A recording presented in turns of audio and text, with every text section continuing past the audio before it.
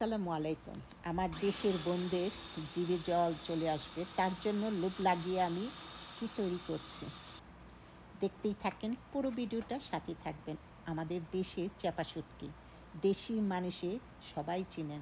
তো একটা হাতুড়ি দিয়ে পিটাই কাঁঠালের বিচিগুলো ছিলে নিলাম, 2টা আলু দিলাম, পেঁয়াজ দিলাম, তারপর হলো রসুন ছিলে নিলাম, আর শুটকিগুলো খুব ভালো করে গরম পানি দিয়ে ধুয়ে নিলাম।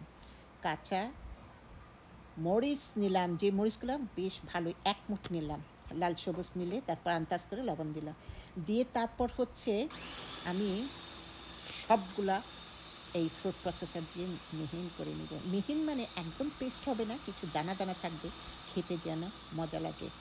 তো দানা দানা থাকলে ভালো লাগে। তারপর হচ্ছে আমার দেশের যারা আছেন শুটকি লাভার, তাদের সবার ঘরে শিলপাটা থাকে, যেমন আমার ঘরেও আছে। তো হয়ে গেল, দেখতে একটু সাদা সাদা লাগছে। আমি একটু ফ্রাই প্যানের মধ্যে তেল দিব, তেল দিয়ে তারপর হচ্ছে সবগুলো ঢেলে দিব, যেটা রসুন, মরিচ, পেঁয়াজ, কাঁঠালের বিচি, আলু, তারপর হচ্ছে একটু লবণ, সব কিছু দিয়ে একটু হালকা একটু হলুদ দিব, দেখতে যেন সুন্দর লাগে। চেহারাটা এখন কেমন পাংশা লাগছে।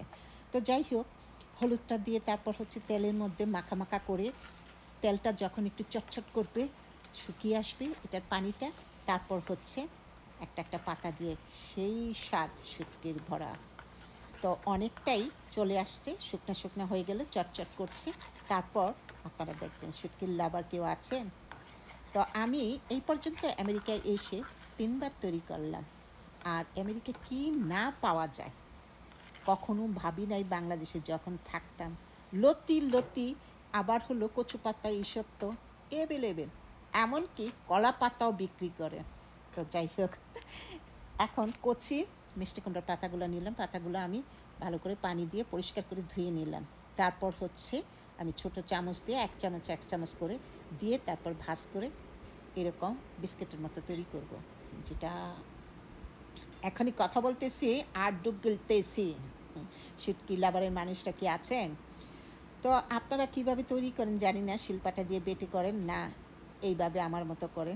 তো মোট কথা, শিলপাটা দিয়ে সেটার সাথে তো তুলনাই হয় না, অন্যরকমই মজা। সব কিছুই বাটা, হাতের বাটা, দেশের খাবার সবই শিলপাটায় সেই স্বাদ আসে। তো যাই হোক, তেল দিলাম অনেকটুকু, তেল দিয়ে এরকম বিস্কিটের মতো করে আমি দিয়ে দিলাম। ভাবলাম ঢাকনা দিব, কিন্তু ঢাকনাটা তুলে ফেললাম, ঢাকনা ছাড়াই মশমশা হয়ে গেল, তেলগুলো শুকিয়ে গেল।